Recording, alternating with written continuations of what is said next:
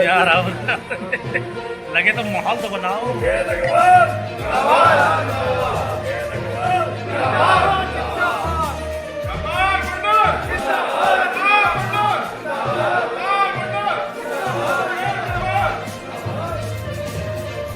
नीतीश कुमार अग्रवाल है। मैं व्यापार मंडल के प्रांतीय अध्यक्ष के पद पर काम करता हूं। हमारा व्यापारी समस्याओं को इकट्ठा करने के लिए पूरे प्रदेश का दौरा चल रहा है। आज हम शाहजहाँपुर में व्यापारी पदाधिकारियों से बात करके व्यापारी समस्या को इकट्ठा करने के लिए आए हैं। आज की प्रेस कॉन्फ्रेंस इसलिए रखी गई है कि जिससे हम आपके माध्यम से व्यापारियों की समस्याओं को सरकार तक पहुँचाने का काम कर सकें। अभी हमने पिछले दिनों 12 सूत्रीय मांग पत्र माननीय वित्त मंत्री को दिया था और हमें उस मांग पत्र से उम्मीद है कि वित्त मंत्री जी हमारी मांगों को देखकर व्यापारी हित में निर्णय लेने का काम करेंगी। बहुत सारी विसंगतियां जीएसटी में आ रही हैं जिससे व्यापारी बहुत ज़्यादा परेशान है। कच्चे माल पर टैक्स 18% है, तैयार माल पर 5% है, 13% पैसा हमारा फंस जाता है जो जीएसटी डिपार्टमेंट से रिफंड नहीं हो रहा। जीएसटी के अधिकारी जो नंबर 2 की गाड़ी हैं वो दंदनाती दौड़ रही हैं, नंबर 1 की गाड़ियों को रोककर और मानवीय भूल निकालकर ज़बरदस्ती उनका चालान करके टैक्स जमा करवाने का काम करते हैं, जिससे व्यापारियों का पैसा जीएसटी में फंस जाता है और उसे लेने के लिए मुकदमेबाजी की उसे शरण देनी पड़ती है। जीएसटी कानून में से सजाओं की धारा कम करने के लिए ऐसी 12 मांग हमने माननीय वित्त मंत्री भारत सरकार को भेजी है। मुझे आशा है कि वित्त मंत्री जी हमारी मांगों को सुनेंगी। उसके बाद मंडी समिति ने एक नया कानून लागू कर दिया है कि जितनी भी गाड़ी जाएंगी सबकी ई टैगिंग की जाएगी। ई टैगिंग का मतलब है कि पूरी गाड़ी की चारों तरफ से फ़ोटो खींच के पोर्टल पर अपलोड की जाएगी जब वो गाड़ी जाएगी। जो बड़े व्यापारी ट्रकों का व्यापार करते हैं वो ई टैगिंग को आसानी से कर सकते हैं, मगर जो छोटे व्यापारी परचून में सामान मंगाते हैं, परचून में 4, 6, 10 आदमी को 1, 2, 4, 6, 10 कट्टे या माल बेचते हैं, वो व्यापारी इस व्यवस्था में काम नहीं कर पाएंगे, नष्ट हो जाएंगे, बर्बाद हो जाएंगे। उन्हें रोकने के लिए हमने आगामी माह में पहले हफ्ते में पूरे प्रदेश में मंडी समिति के सचिव के माध्यम से एक ज्ञापन माननीय मुख्यमंत्री जी को भेजा जाएगा और हम लोग लखनऊ जाकर मंडी डायरेक्टर से बात करेंगे और ई टैगिंग की व्यवस्था को समाप्त करने की मांग करेंगे। यदि सरकार हमारी मांग नहीं मानती है तो पूरे उत्तर प्रदेश की मंडियों से निकलकर व्यापारी सड़कों पर आकर इस कानून का विरोध करेगा और ई टैगिंग समाप्त करने के लिए हम लोग अपने आप को एक सशक्त आंदोलन की भूमिका के लिए तैयार कर रहे हैं। इसलिए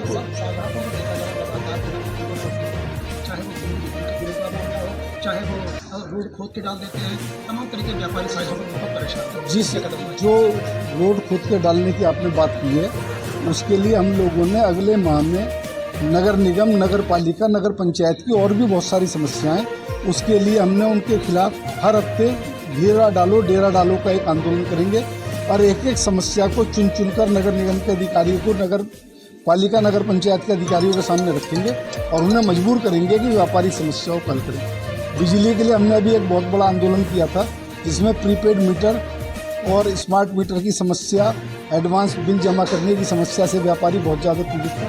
हमारे आंदोलन से सरकार को बैकफुट पर आना पड़ा और वो व्यवस्था सरकार ने समाप्त की। बिजली विभाग के शोषण के खिलाफ हम एक सशक्त आंदोलन पूरे उत्तर प्रदेश में चला रहे हैं।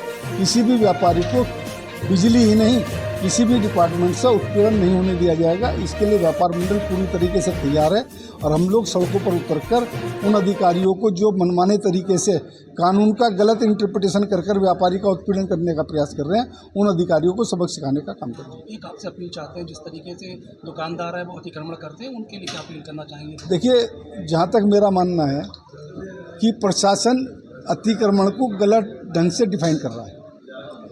आदमी घर से निकलता है व्यापार करने के लिए, रोजी रोटी कमाने के लिए। ठेले वाला है उसका अतिक्रमण आता है, फुटपाथ पे व्यापारी सामान बेच रहा है उसका अतिक्रमण आता है। जब सरकार ने स्ट्रीट वेंडिंग जोन की व्यवस्था कर रखी है तो हमारे शाहजहाँपुर के अधिकारी सभी व्यापारी जो सड़क पर अपना कारोबार करते हैं उनके लिए स्ट्रीट वेंडिंग जोन डेवलप करके उन्हें क्यों नहीं उनमें बसाने का काम करते। ये अधिकारियों की हरदर्मती है, मनमाने तरीके से व्यापारियों को उत्पीड़न का प्रयास किया जा रहा है। जाम की समस्या प्रशासन की देन है, ट्रैफिक पुलिस के कर्मचारी अपना काम नहीं कर रहे हैं, बिजली विभाग के खंभे और ट्रांसफार्मर बेतरतीब लगे हुए हैं, पुलिस चौकी जहाराजी बना दी गई है और अतिक्रमण का ठीकरा व्यापारी के जिम्मे फोड़ा जाता है। स्ट्रीट वेंडिंग जोन का जब कानून बना हुआ है तो उसका पालन अधिकारियों को करना पड़ेगा। व्यापार मंडल उसके लिए उन्हें मजबूर करेगा। और सड़क का जो अतिक्रमण है, जो व्यापारी अपना रोजगार कर रहे हैं, अतिक्रमण नहीं है, पेट पालने के लिए मजबूरी में सड़क पर बैठकर अपना रोजगार करने के लिए जगह की व्यवस्था करना सरकार की जिम्मेदारी है और इसका कानून बना हुआ है। उसके लिए हम शाहजहाँपुर के अधिकारियों को मजबूर करेंगे कि उस कानून के तहत उस समस्या का हल करें। दूसरी समस्या क्या आती है? नगर निगम बन गया, इतना बड़ा नगर निगम है, क्यों जिलाधिकारी और नगर पालिका इसके लिए अलग अलग बाज़ारों में 4 मल्टी लेवल पार्किंग या ऐसी पार्किंग बना दें जिससे बाज़ार में आने वाले वाहन पार्किंग में खड़े हो जाएं? मगर काम नहीं करना है। अधिकारियों को सरकार को रिपोर्ट बना के नहीं भेजनी है और जाम का ठीकरा और अतिक्रमण का ठीकरा व्यापारियों के जिम्मे फोड़ना है, जो बिल्कुल गलत है। मैं इसका पुरजोर विरोध करता हूं और इसके लिए मैं शाहजहाँपुर के व्यापार मंडल के साथ मिलकर एक सशक्त आंदोलन की भूमिका खड़ा करूंगा और व्यापारियों का उत्पीड़न नहीं होने देंगे। सावन माह में फूड डिपार्टमेंट भी शुरू हो गया, सैंपलिंग कर रहे हैं।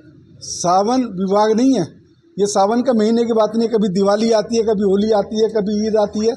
हर समय फूड विभाग के कीड़े काटने लगते हैं कि जाके व्यापारी का उत्पीड़न चमक हो। फूड विभाग का जो कानून है वो सिरे से गलत पाया है। जब खेती में कीटनाशक और रासायनिक खाद डालने के मानक तय नहीं है, जब व्यापारी के सामान के मानक कैसे तय कर सकते हो? जो चीज़ पैदा होगी खाने पीने का, कोई भी सामान कहीं से आएगा, चाहे बेकरी का है, चाहे कन्फेक्शनरी का है, चाहे हलवाई का है, चाहे डेयरी वाले का है, चाहे किसी कंपनी का है, उस सामान की जो जनक है, जो रॉ मटेरियल है, वो खेत से पैदा होता है। पहले सरकार खेत में रासायनिक खाद और कीटनाशक डालने के मानक तय करे और जो सिंचाई का जल है उसके मानक तय करे। फूड के मानक नए सिरे से उनके हिसाब से तय हों। जब सैंपल भरा जाना चाहिए। वर्तमान परिस्थिति में व्यापारियों के सैंपल भरा जाना और उस सैंपल के आधार पर सजा और जुर्माना होना व्यापारी का उत्पीड़न नहीं है, व्यापारी के साथ अत्याचार है और इससे बड़ा अत्याचार दुनिया में कोई नहीं हो सकता। हम अनेकों मांग पत्र सरकार को इसके भेज चुके हैं। जब सरकार के अथॉरिटी में बैठे अधिकारी से मिलते हैं तो वो हमारी बात से सहमत होते हैं।